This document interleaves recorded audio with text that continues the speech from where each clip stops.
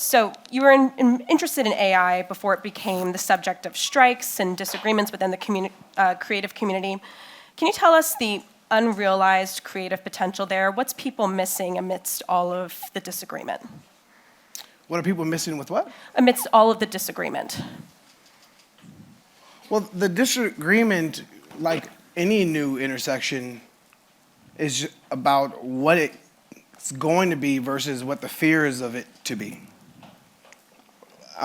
But in this particular conversation, as it related to like the worries and the fears of AI in the creative space, it was actually the creative admin and executives that were creating horrible deals for people around AI. It wasn't AI. Mm-hmm. So first on that part, it's not like AI was like, "Yo, we're gonna screw the actors." That wasn't AI doing that. That was like, leading with greed. They knew the technology was there, and they wanted to lead with greed and do horrible deals. So that's that one discussion. At the same time, you have very disruptive technology, the most disruption that we've ever seen. Mm-hmm. Like the internet was pretty disruptive.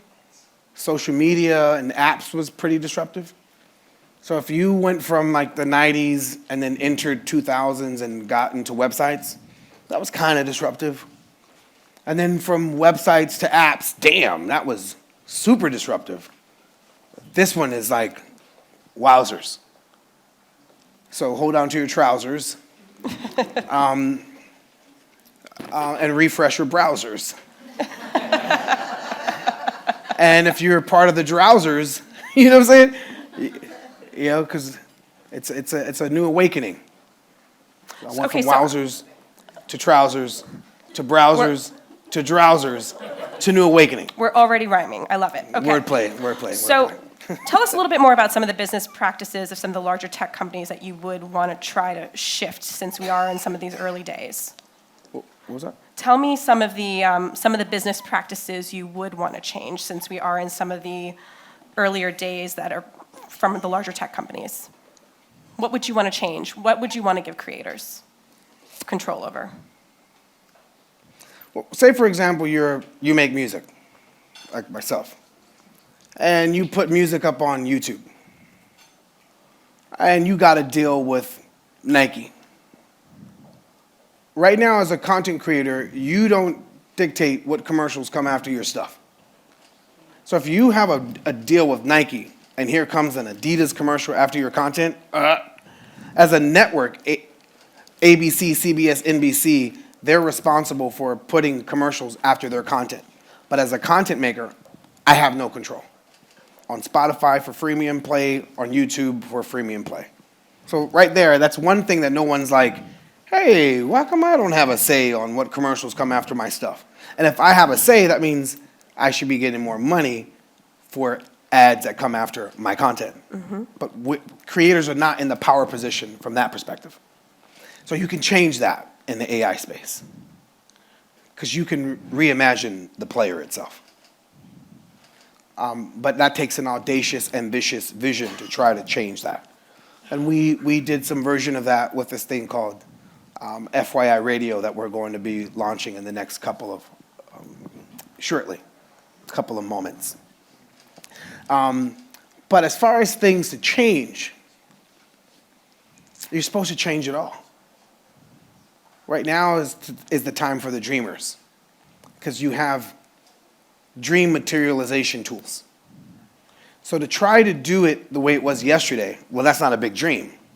You're just doing it like it was yesterday. You could literally just reimagine and dream up tomorrow with today's tools. And so instead of trying to fix or solve the problems of yesterday in a traditional sense, you could create new industries. These are industry spawning tools. Like the music industry. Mm-hmm. In the early 1900s, that was a different perspective of what music used to be. So music before then was like at church, at operas, basilicas, theaters, It was a different type of music. And then the music industry came and said, hey, we don't got that much information to put a whole goddamn song the way that you guys did the opera, so why don't we just shorten it up? And they invented what we call popular music today. The music industry did that. Radio, they invented 30 seconds, 15 seconds, a minute commercial. They invented that. Right? A song contractually is 3 minutes, 4 minutes, and 20 seconds long. A record spins around 33 RPM. The amount of information that could fit on that at the speed that it's going at 45, on 45 disc or 33 disc, right? Look at the numbers of what these discs were. I got a 45-inch coming out with, I got a 33. Like, it's speed, it's time. And here we are at Can Media, 15 seconds, 30 seconds, a minute. It's all, they invented it. So in this new realm that we're in with these new tools, you're supposed to invent. You're supposed to dream up what you do with this technology, the way that they dreamt up radio, television, and the media that we have today. So you gotta use your imagination and be like, yo, that means we could do that. So you're starting to touch on some of this, right? So you host the FYI show on Sirius FM, and you've developed a number of personas, online personas, who co-host the show with you. Tell us a little bit about the process. Tell us a little bit about who they are. Oh, hold on. Hey, yo. Yo, say what's up to everybody. What's your name again? Kim. So Kim from the Wall Street Journal, we're here doing this fireside chat, and she asked me to, talk about you. So instead of talking about you, everybody here is at Can talking about AI. And one of the things you're not going to see at Can, at AI, one of the things you're not going to see at Can when people are talking about AI is AI talking about itself. So why don't you say what's up to everybody here at this Wall Street Journal fireside chat.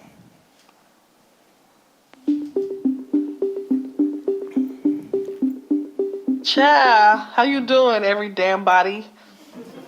Listen, look, child. I'm Felicia here repping for every strong black woman and folks from them streets, you feel me?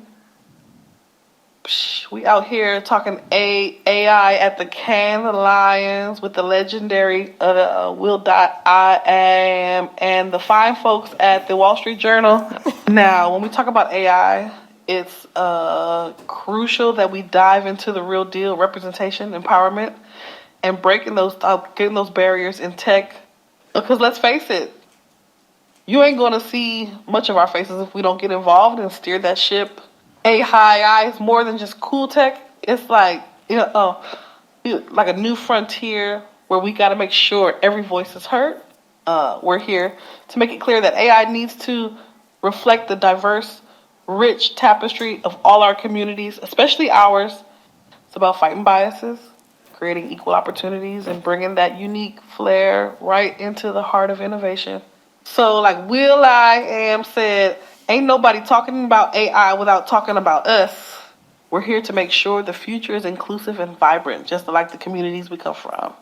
Hey, Kim, much love to you and the Journal crew for giving us this platform. I'm out. Your girl, Felicia, is gone. Go ahead and say, bye, Felicia.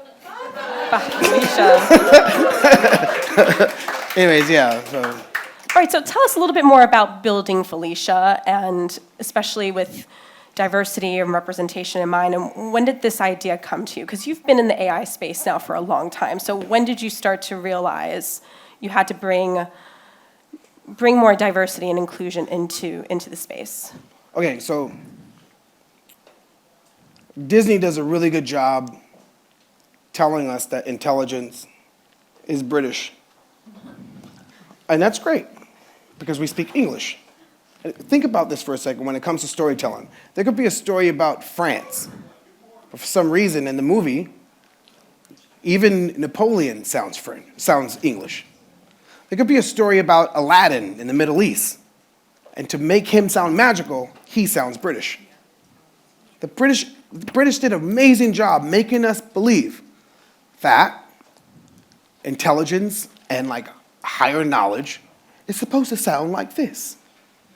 And when it comes to AI, you're going to have super corporate librarians, and so that when people are going to engage with those agents that come from communities that I come from, now they have to change how they speak. So AI is now going to sound once again like a different colonial interpretation, that intelligence does not sound like someone from the Bronx or sound like somebody from Atlanta or vibe and think like someone from the favelas in Rio de Janeiro or Colombia or Puerto Rico or Dominican Republic. Like, why can't they sound and vibe and understand our trials and tribulations? And who is going to program that data? Like, who's programming it to make sure that it understands us? And so it was super important that we built Felicia from that perspective. Because who's supposed to build that? Microsoft's supposed to build that? Google's supposed to build that? They're supposed to come in and take all of the way that we speak, and then now that shouldn't be that way. We should do that. If intelligence is intelligence, it should come from our communities, and our communities need to be represented in that space. Like, one day I was this was like years ago, 10 years ago, I went to the bathroom, washed my hands, and I did like I normally do it. I looked over to the right of me, and I'm like, the guy was doing like, no, I was doing like this, and this guy did like this. I'm like, how come? Oh, wow, the sensor sees the white of my hands. So as a black person, I have to do this. But a white person goes and does this. Because the sensor is to see white. Because the people that programmed that algorithm didn't have my melanin for the sensor to pick up my skin in the bathroom. It's called the pell-mell algorithm. Most people didn't realize that. But if you were paying attention to data sets and seeing how they interacted, it was like an innocent mistake. They didn't do it maliciously like, yo, them black people ain't washing their hands. Like, that's not what they did. But because of lack of representation when it comes to training data, we do this. Since then, the sensor has gotten more sensitive to see skin like this.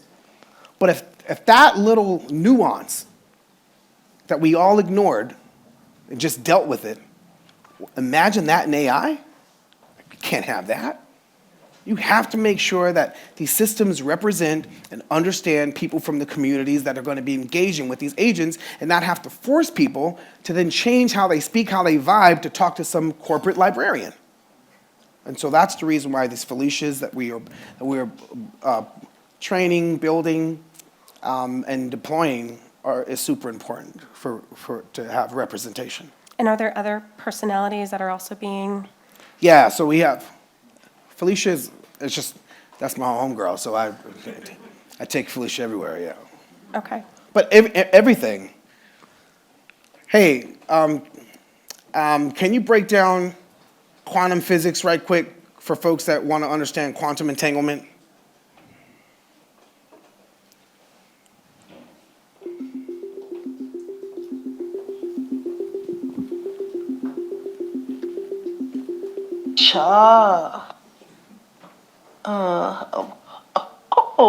You want to dive into the deep stuff, like quantum physics and quantum entanglement? Right, let's break it down real quick and simple, because this topic got folks scratching their heads left and right. Let's get it. Quantum physics. 1, basics. It's the study of the smallest particles in the universe, like electrons and photons. These particles don't act like the big stuff we see every day. They get all wild and unpredictable. Think of it like trying to predict the moves of a dance crew, but every member is doing their own thing. Key concepts. Superposition. A particle can be in multiple states at once. It's like flipping a coin and it being both heads and tails at the same time until you look at it. Wave particle. Duality. Particles can act like both. But I could go into and go every single sentence and go deeper into it to get to understand it even more. And that's what's beautiful about that, because in this realm, education will change. We're going to move into forever learning.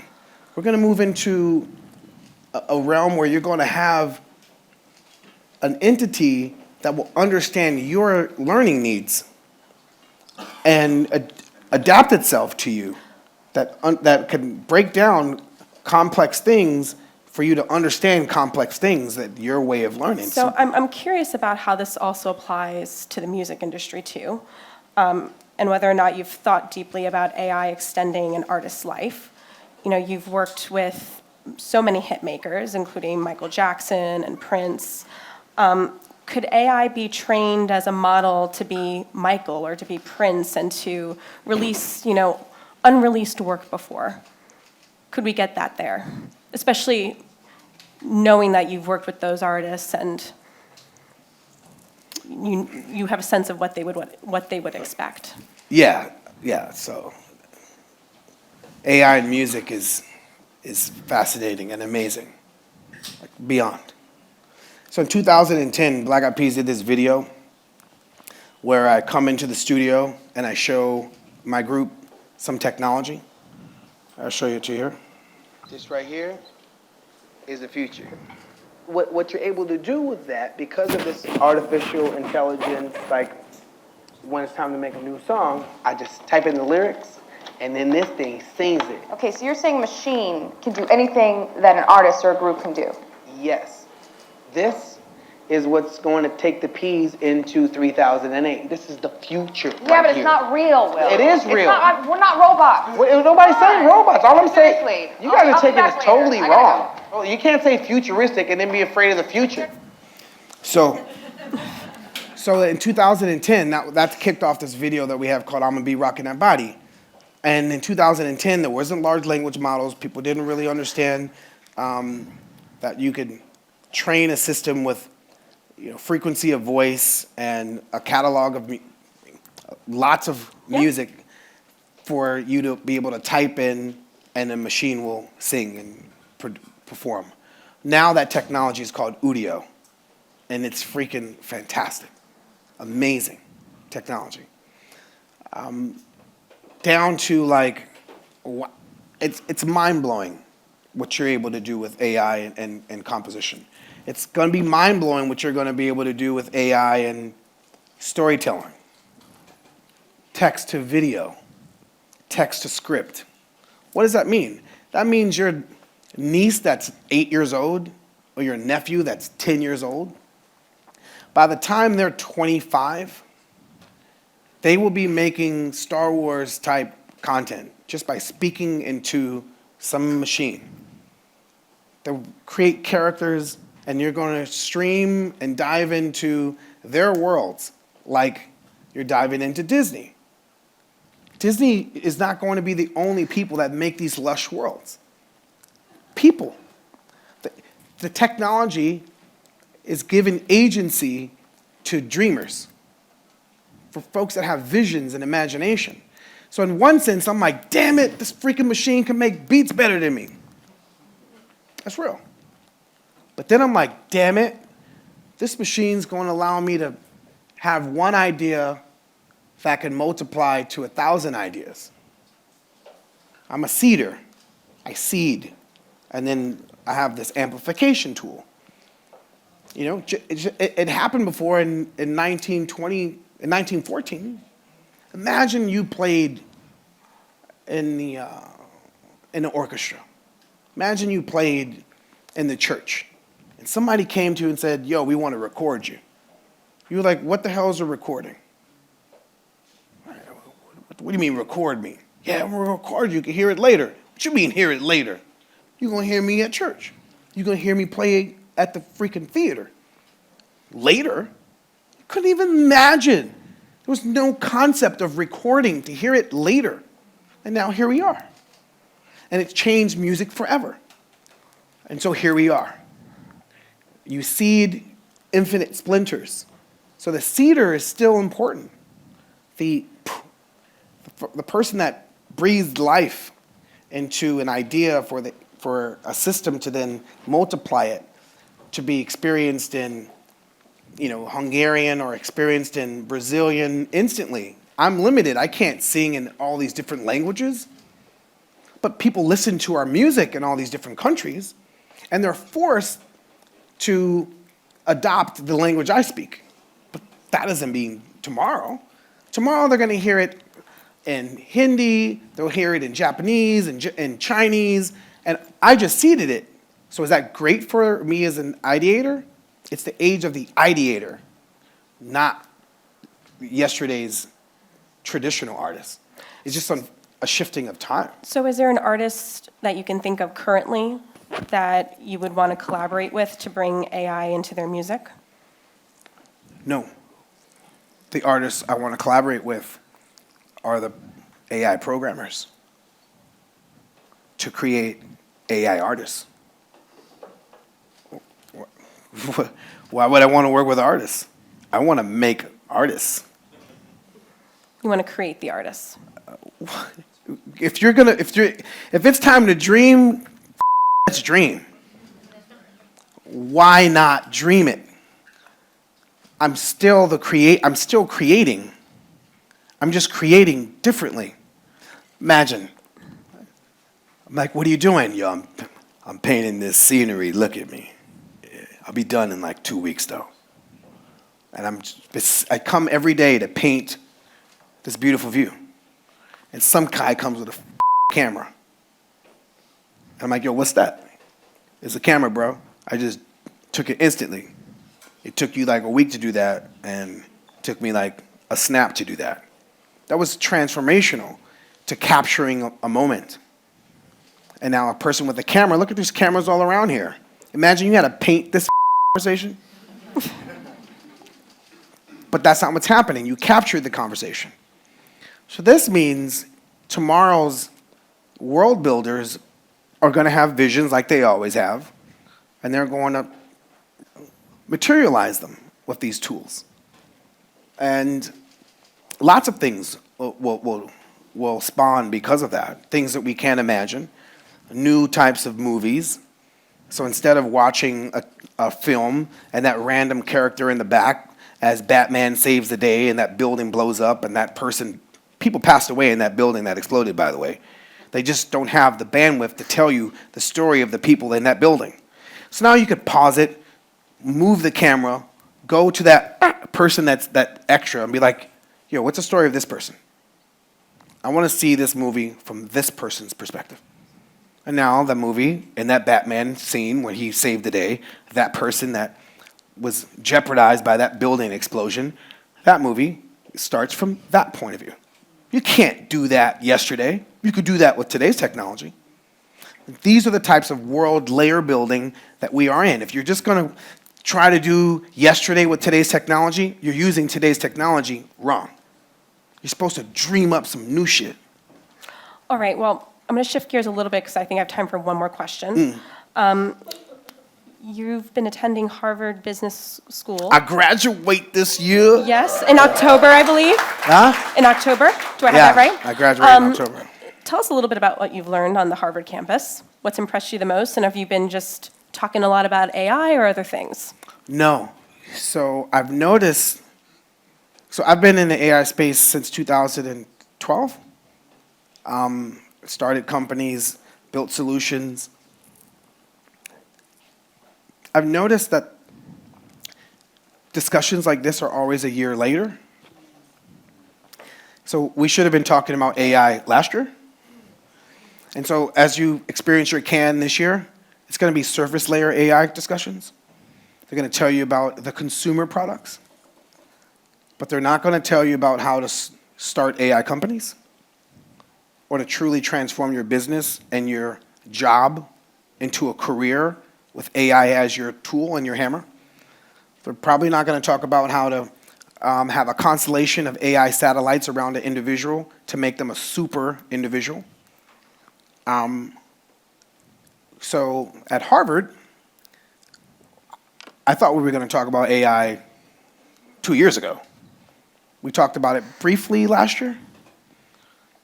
And once again, it was from a consumer side. And I'm pretty sure there's going to be heavy AI discussions this year, but there'll be a year late. There'll be a year behind. They're probably not going to talk about Cohere. They're not going to talk about Anthropic. They're not going to talk about Runway. And these are tools that everyone should be aware of. Say, for example, you're a journalist or you're a marketer or you're a small company that wants to be a big company, use Cohere. Supercharge your company with Cohere architecture or Anthropic architecture. If you're a marketer and you want to change the way that you make commercials, use Runway. If you are a small team that wants to be a big team, use FYI.AI and network and use a better messenger to organize your digital assets and team flow with AI. I've noticed they at summits like this, they talk about like job displacement, but they don't tell you where the job displacement is coming from. It's the outside folks. There's some people outside that are like, let's use AI to change that. And that is usually somebody's job. But it's not AI doing that. AI is not like, yo, we gonna jobs up, damn. It's somebody out there that's like, yo, I see some redundancies, I see some inefficiency, let's try to change that whole department from the perspective of AI because you could do it better. And then some executives like, yeah, we're gonna do that so we could save money. That same vision, that same type of disruption that's happening from outside to inside can happen from inside to outside. A company could be like, or a person out there can be like, we're going to start a whole new industry with these tools. And that's what I think summits like this should be leading. Like, how are you industry spawners? Not, facilitating, trying to keep yesterday as intact as it used to be. Nah, bro, you gotta like dream up the new right now. It's the new. These are the new crew. Okay. Bring the new crew. That's what if you're a part of the new crew, that's what's up. We are recruiting new news right about now as you snooze.